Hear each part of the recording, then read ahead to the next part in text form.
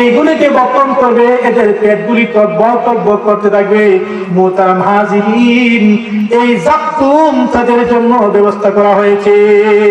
আল্লাহর নবী যখন সাহাবায়ে কেরামের সামনে জাক্কুমের কথা উল্লেখ করেন, আলোচনা করেন, আবু জাহেল, মক্কার ফেরাউন কে লাগো আবু জাহেল মক্কার ফেরাউন, সে তার দাসীকে ডেকে বলে, ওরে দাসী শুন, মুহাম্মদ আমাদেরকে জাক্কুমের ভয় দেখায়, জাক্কুম নিয়ে আসো। কি কয়? জাক্কুম নিয়ে আসো। কারণ আরবে খেজুর এবং ঘি এইগুলি মিশায় এরা খাইতো, এটাকে আরবের এক প্রকার জাক্কুম বলা হইতো। কি বলা হইতো? জাক্কুম বলা হইতো। এই জন্য এই আবু জাহেল সে ভাবছে এইগুলি মনে হয় দিবে, অর্থাৎ বিশ্বাস করতে সে পারতেছিল। কারণ এর প্রথম কারণ হইল সে জাক্কুম, এই জন্য জাক্কুমের পক্ষে ছিল না। কারণ হইল জাহান্নামে, যে জাহান্নাম, এই জাহান্নাম তো আগুন থাকবে, কি করো আগুন থাকবে না, এই জাহান্নামের মধ্যে আবার জাক্কুম থেকে আসবে। কিন্তু এই জাক্কুম কোত্থেকে উৎপন্ন হবে?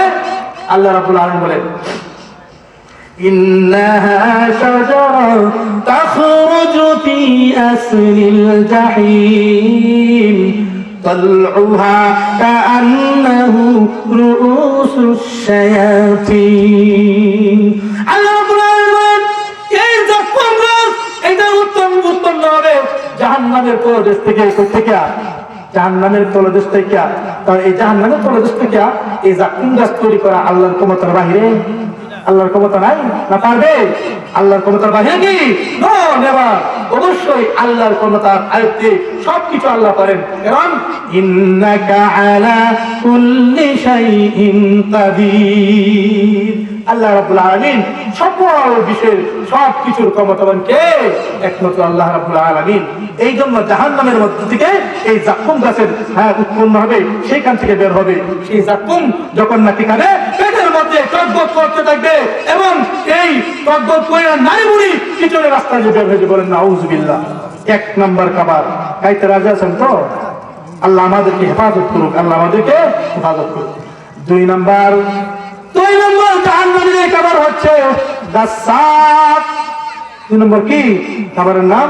গাসাক। গাসাক কি? দুই নম্বর হামিমের কথা বলা হয়েছে। হামিম হইল গরম পানি। কি পানি? গরম পানি। যে গরম পানি এমন হবে, আল্লাহ বলেন, এর যদি সামান্য কিছু ফুটা যদি সাগর থেকে মহাসাগরের মধ্যে ফেলে দেওয়া হয়, সমস্ত সাগরের পানি টকবক করে ফুটতে থাকবে। এমন পানিকে বলা হয় হামিম।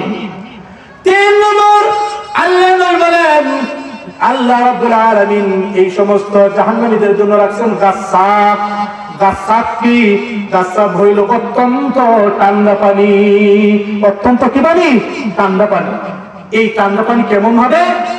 রাসূল মুফাসসিরিন আব্দুল্লাহ ইবনে আব্বাস রাদিয়াল্লাহু তাআলা আনহু বলেন, এই গাসাক দ্বারা এইখানে ঠান্ডা পানির কথা বলা হয়েছে।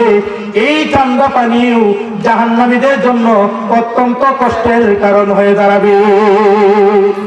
4 নম্বর হচ্ছে সাদিক কুল, 5 নম্বর হচ্ছে গাদের পানি, 6 নম্বর হচ্ছে বিস্তিন, 7 নম্বর হচ্ছে দড়ি।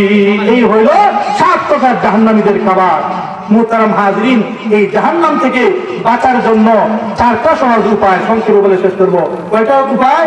4টা সহজ উপায়। সিদ্ধান্ত ইনশাআল্লাহ, আমল করার নিয়তে ইনশাআল্লাহ। আমি বক্তা আসে গেলে আসলে আমি আমার বেয়াদবি হয়, আমি কোথাও কথা বলি না, কিন্তু আমাকে 1 মিনিট সময় দিতে হবে শেষ করার জন্য। জাহান্নাম থেকে আমার বক্তাগুলি প্রকাশ করার কোনো প্রয়োজন নাই, যেহেতু আমার কমিটি নিয়ে আসলে এই জন্য আমি ইনশাআল্লাহ সংক্ষেপ করে শেষ করে দেবো, মনে কষ্ট নেবেন না। 4টে কারণ আছে সহজ উপায়। 1 নম্বর, গুনার কাজ ছেড়ে দিতে হবে। গুনার কাজ কি করতে হবে? ছেড়ে দিতে হবে। 3 নম্বর, সকল কবিরা গুনাহ থেকে তওবা করতে হবে। সকল কবিরা গুনাহ থেকে তওবা করতে হবে। 2 নম্বর। 3 নম্বর হচ্ছে নেক আমল বেশি বেশি করতে হবে। 4 নম্বর, আল্লাহ নবী একটা দোয়া শিক্ষা দিয়েছেন, এই দোয়াটা সকালে বিকালে 3 বার করে করব। পড়বেন তো সকলে? দোয়াটা আমার সাথে করুন।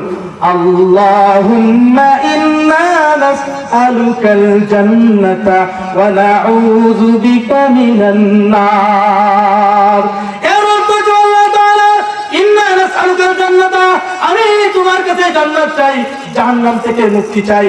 আল্লাহর নবী বলেন এই দোয়াটা যদি কোনো ব্যক্তি সকালে 3 বার পড়ে আর বিকালে 3 বার পড়ে, জান্নাত তার জন্য আল্লাহর কাছে ফরিয়াদ করবে, আল্লাহ তাআলা এই বান্দাকে জান্নাত দিয়ে দাও।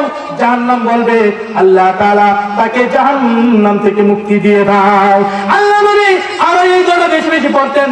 সকলে করুন রব্বানা আতিনা ফিদ দুনিয়া হাসানাতাও ওয়া ফিল আখিরাতি হাসানা ওয়া কিনা আযাবান নার।